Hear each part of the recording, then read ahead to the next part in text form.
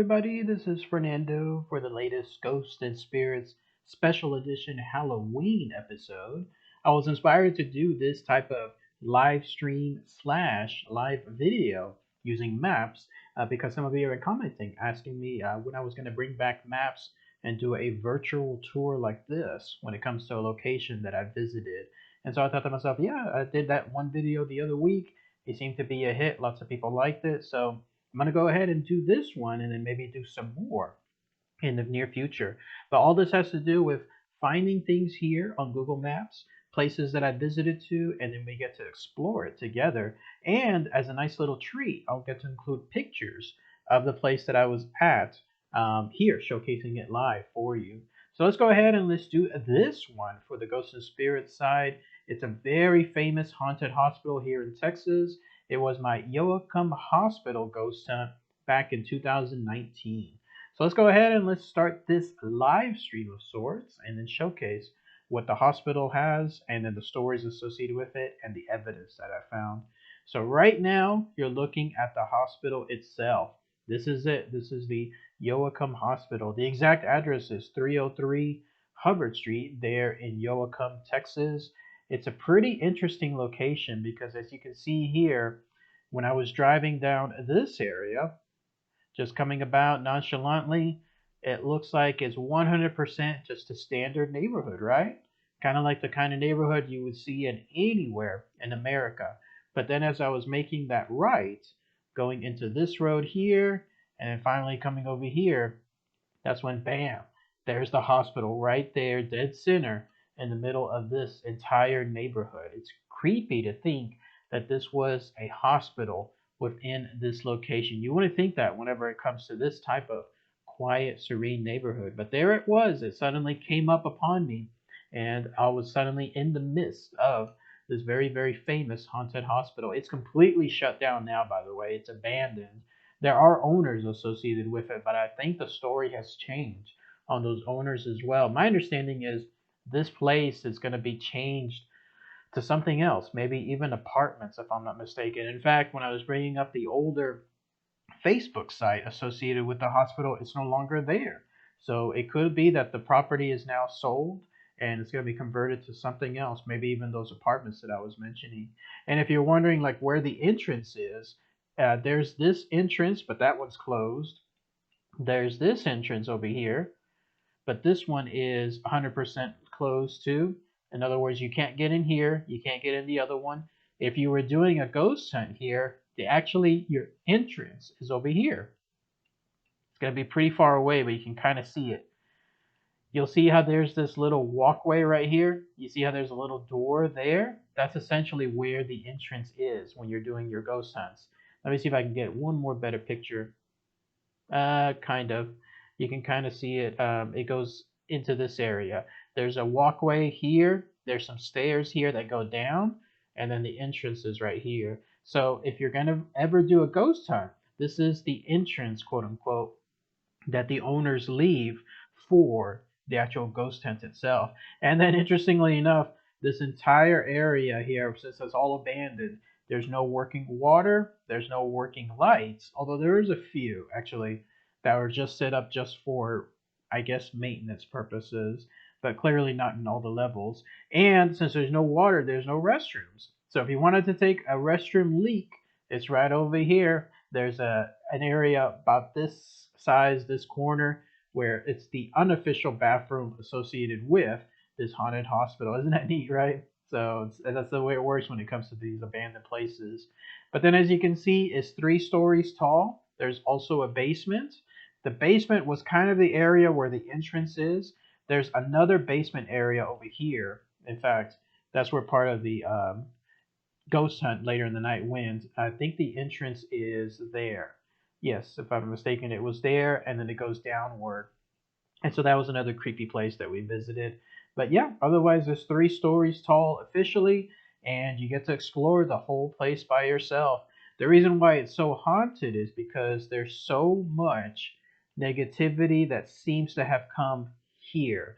Somewhere here along the way over the years, during the deaths that occurred, both natural and unnatural, more on that here in a minute, there was something else that was brought forth that became a negative entity. And this entity or entities have pretty much been here ever since. And that's part of the paranormal evidence that people capture to this very day.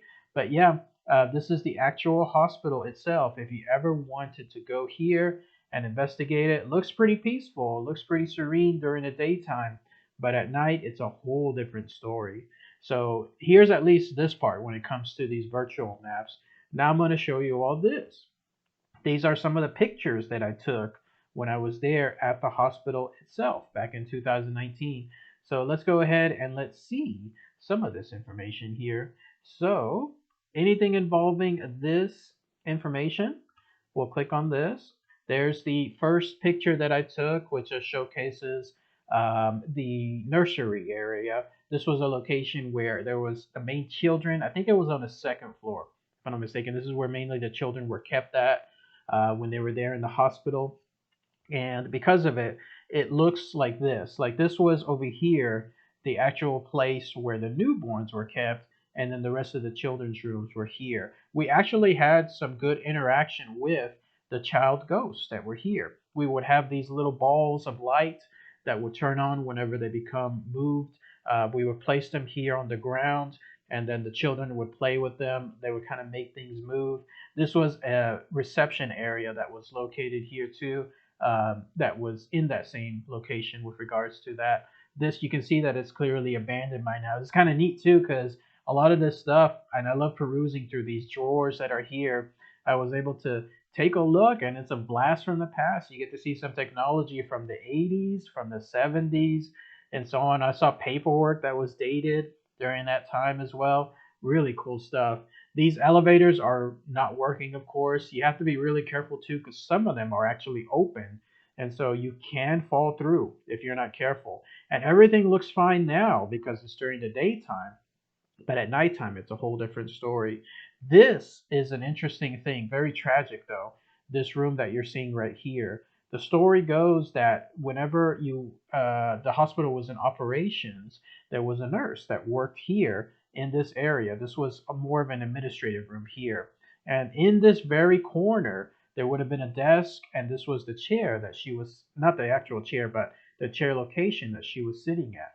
The story goes that when she was working, a jilted ex-lover came straight into this room, and then found her and then shot her point blank in the head, killing her instantly right then and there. And I can't remember if he then shot himself immediately afterward or if he was captured and tried and then put in jail. But either way, though, this room here has her presence because she was killed in this room so instantly. You can actually visit this room, and if you have that type of sixth sense of picking up different ghosts and their feelings, you can definitely feel that here. One of our crew members felt her experience here when it came to that. It was a very overwhelming experience, and she had to leave the room immediately. Here's more of the location associated with the children and the ghosts. This is where we would put the balls down so that way they could play around with them. As you can see now, it's getting a little bit more darker because we got there towards the afternoon time period. This showcases, I love this because this is a hallway that's infamous with ghostly activity. If you go down this hallway, which is again on the second floor, then chances are you're going to run into a ghost, a guy by the name of either Edward, Edwin, or Edgar. We couldn't really 100% discern what his name was, but apparently it's one of those three. And he roams this hallway, and then he roams the third floor hallway as well. And you got to watch out for him. As you can see now, it's getting even more darker in terms of the lighting. And there's some lighting, like I mentioned earlier. I think it's just for maintenance, and now it looks like for precautionary purposes. But otherwise, once it's dark, it is pitch black in many of the locations.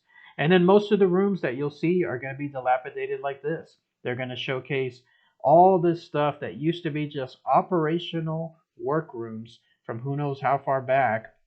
Now it's just a state of living decay. And it's really neat because this type of stuff, it makes me wonder at one point how many people were just walking around these hallways, just minding their own business, working their regular 8 to 5 hour, and then going home and then repeating it for who knows how long. And now here it's nothing. It's just absolutely nothing. It's just an abandoned location. And when you come here, that's where you'll get all these ghostly experiences associated with it. The idea is, oh, this was the break room that we were visiting at. It's I don't even know what this room was before, but afterward, once it was abandoned, it has become the official go-to headquarters for any of the ghost hunting groups that are there. That used to be a member of ours. His name was Brandon. You can see all of our equipment that's there, everything that we bring when it comes to these events. This is probably the safest room that I felt throughout the entire experience. Like anytime I was in this room, I didn't have any other ghostly encounters. This is an idea like of how pitch black it can get on there. More of the abandoned rooms, as you can see here. There's yours truly, enjoying a little bit of break. I love taking selfies whenever I'm in the middle of these type of ghost hunts. We actually have the ability to turn off all the lights too afterward. So you could have it 100% pitch black, or you could have it be with just the necessary lights on. This is more towards, I believe this was the basement location. And at this area, that's where you could hear some experiences. We heard footsteps, and then we also heard some people um, talking, if you could call it that. There was more on the lines of them doing some faraway, distant conversation, but we couldn't really discern what it was. We heard footsteps here on the stairs too. That's why if you see like me taking random photos, it's not out of the blue. It's because we heard stuff. And then check this out. This is neat, right? It kind of looks like just a random picture. These lights lit up. These are motion lights. They lit up because something came across them. But then look at this, a shadow person was caught. I saw this later on. I did not see this in the photo originally. It was only towards another inspection. And here it is, brightened up and then zoomed in. We had a child shadow person say peekaboo when it comes to their location there. They were peeking around at me and I had no idea. How cool is that? One of the few times that I've ever captured an actual shadow person. Look at that. That is 100% a shadow, completely pitch black. It's completely separate from anything else that's over here. And then zoomed in, you can see again, it's pitch black and it's a child that's peeking over the entire wall there. Isn't that neat? Whatever it was doing, it was watching me as I was taking a picture of this room, this area, mainly because these lights had suddenly turned on, and then that's when I turned around and then took a picture of it here. Great stuff. This is what I live for when it comes to these ghost hunts. More abandoned rooms. You'll see us every now and then put just cameras in them if there's supposed to be like a high activity. There's one room as well that's supposed to be haunted by a nurse. And I can't remember which one it was exactly, but yeah, this is the basement that I was mentioning earlier. This is the area where you can hear a lot of footsteps that are down there, and the talking that I was mentioning. I don't think this was an orb here because it was nighttime and we were producing our own lights through the cameras and flashlights and so on. So I think this was more than the lines of a bug that we captured, and then more stuff that I was just taking randomly here and there whenever it came to wherever I was walking towards. This is, I believe some of these areas now are 100% blocked off, meaning they're too dangerous, even for an abandoned building. You can't really walk across them anymore. Like, I didn't really go into too much of this location because of how dangerous it looks. And especially on some of the top floors, some of the wooding and some of the panels there that you step on didn't really seem to hold too well. So there were some locations that I didn't really participate in too much. And this showcases more of those abandoned locations that were there, more pictures. I'm waiting for the picture to come up to showcase about the ghost that actually intimidated us so much that we had to actually leave afterward. So going now from here, oh, look at that. You can see how the fan eventually got warped over time. Just look at this. This is how dangerous this stuff is. Any of this could just collapse at any point. You see that it has in the past, right? Something must have fallen and then fallen down. What's to stop it from doing so whenever you're walking across, or across underneath it, in other words, from that happening? That's where this location is pretty dangerous. You have to sign a liability for it ahead of time to make sure that you are not going to do anything afterward if you get damaged here. Plus, there's a lot of mold that's located in this location. And so when you come across, if you have that sensitive type of breathing, then you're going to have a hard time doing much else here unless you have one of those really powerful masks. So here's some more information. Here are more locations. Um, there's more of the area. As we were walking up to the third floor, one of the other members, I believe it was Brandon, heard someone rushing up towards him from behind. He was the last one in line at that time. Nobody else was behind him.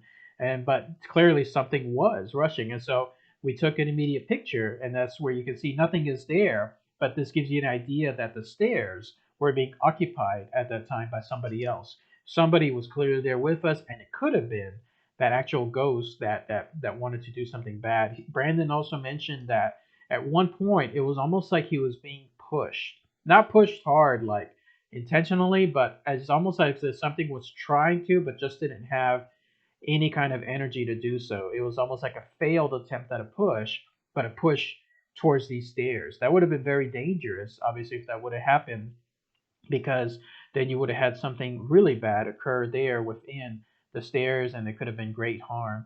I think this is okay.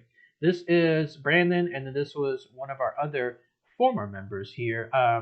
She was very, very sensitive to ghosts. I mean, she was someone that absolutely picked up their sensations, picked up their feelings to the point that it was overwhelming at certain times. And she was also very good at putting on headphones, using the EVP modulator, whatever that thing is called, that cycles through all those radio stations and then picks up words. She was able to get responses, have the headphones completely keep her deaf to everything happening outside. And the reason I mention that is because we would ask questions and she would answer it through those noises, through whatever those frequencies were, through the radio. So she, in other words, would have no idea what questions we were asking, but she was answering them correctly.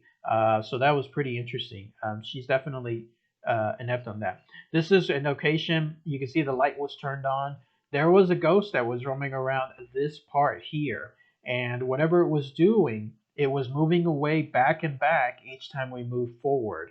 So it knew we were there, but it was moving about in a location away from us, and there wasn't really much I can do. I think this is the room with a nurse or a patient, if I'm not mistaken. There was a guy named Henry who had committed suicide in one of these rooms. And in the rooms, that's where he in turn haunts that location. I think this is it. I think this is the room itself. My apologies. This type of memories, they're more than 2 years old, so trying my best to recollect them. But yeah, I believe this was the location, the actual room that it was that he was haunting. This is more of the stairs where we heard more of those continued footsteps. I just took some more pictures as we were climbing up and down. What else? There's Brandon, who was again seeing some activity. Some people can see these type of shadows, like they see this stuff in pitch black darkness, like around this part here. I cannot see that stuff. All I see is just blackness. But for some reason, some people can truly see shapes out of that blackness, and they can see what should be in form of a shadow person. This is more stuff where we were chasing a ghost. It could have been Edward, Edwin, or Edgar, or it could have been Henry at that point, but we're not 100% sure. And then more photos. This is where things got a little trickier. You see this teddy bear, right? It looks pretty serene, like it looks pretty peaceful. But as it turns out, a previous visit, like the week before, there was a ghost hunt. Someone else, another group, who knows what they were there doing things in this room to try to summon more ghosts. And we think they may have summoned more negative ghosts. They were using this doll, this teddy bear, for it because they were trying to attract children ghosts over into this room. But as it turns out, they ended up attracting more negative energy. This is our second time to this hospital, and as of yet, our last time, because there was so much negative energy now in this hospital. We realized and we found out information that it was because of this group that was there before. And my understanding is they may have been practicing, and don't laugh, but where they may have been actual, not practicing is too strong a word, but they may have been affiliated with and doing knowledge of witches. And because of it, they were playing around with this teddy bear that they left behind as well. And that's where that negative energy came into play. I did not touch that teddy bear. We were advised not to touch it. The main founder, Jerry Ray, told us no, don't touch this teddy bear. You don't want to mess with it because of what he had heard the previous group was doing.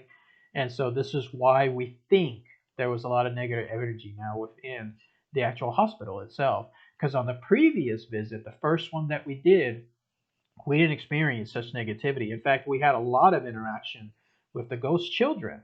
But now it seems like they were almost gone and there was not much that we could do. Instead, it was the negative energies of the Edward, or Henry, who was there as well. You'll see some of the machine that we use, the machinery, the REM pod, which is really great. It goes off only when there's 100% positive proof of a ghost. It's that hard to set it off.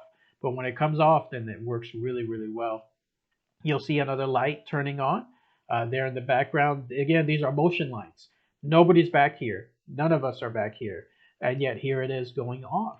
So something clearly went across it and then turned it on, and I was able to capture it at the time. More in pictures of this evidence. Look at that old TV right there. Isn't that neat? Again, blast from the past when it comes to this stuff. And then more information. Here, I think at this point we were interacting with the ghost children. Like they were liking what we were doing. They were going down this hallway and then coming back. They were setting off this light, and then this other light. And so I think we were having a good time with them at this point, but things would change very, very quickly. Here's more as far as that room that we were at. Not really much to talk about at this point. This is a big picture. This is the point where we finally decided to leave. Like we were gonna stay even longer to the night, but it was this part here that caused us to change things. The reason why is this: whoever that ghost was, that negative energy guy, Edward, Edwin, or Edgar, at a certain point, he became so negative to us. He was chasing us literally from third floor to the second floor, back to the third floor. Nancy was, my apologies, I didn't mention her name. Nancy was the name of that woman that I was just mentioning a minute ago who could pick up all this stuff. She said that he's here again, guys, that he's moving. When we went to the second floor, he's back down with us. When we went to the third floor, he's back up there. Here at this point, he got so tired of us that Jerry Ray, when we were just nonchalantly hanging around here, said, he's right behind me. And I said, who? And that's when he pointed to this exact spot right here. And he said, he's right behind me here. And he said, he's just leaning against the door. He's got his arms folded and he's just staring at us like with a dead cold stare, like an annoyed, angry as blank type scare. And when I looked over, I got that sensation. I got that sensation that there was this guy, whoever this negative energy guy was, he was right here, leaning against the doorway, staring right back at me. That was spooky. That scared me, guys. Normally, on these ghost hunts, I absolutely love going to a location, and if someone points out there's a ghost right there, I'm running there. I'm going straight there. But in this case, whatever was right here at this exact moment that I took this picture, and because only after again being told that that's where the ghost was, I felt this thing staring right back at me. Can you see him? I cannot see him in this picture at all, but something was there and it's looking right at me when I was taking this picture. Boy, did I get the heebie jeebies when I took this picture. It was that sensation of wow, like all the hair rising up, goosebumps type of stuff. That's how bad this guy was. That's how pissed off he was at us at that point. We all felt this negative energy. I did not dare go around to this corner here at this point because who knows what this negative ghost could have done. He was pissed off at us. He wanted us to leave. and he was letting us know. So we decided to then wrap it up, not do too much ghost hunting. Here we are, just that's Jerry Ray, by the way, from our ghost group Spectre. Here we are just walking around just one last time as we're wrapping things up. In this case, I was just taking more and more pictures. Nancy was having one final set of talking with whoever was following her. It could have been Henry, it could have been that other Edward person.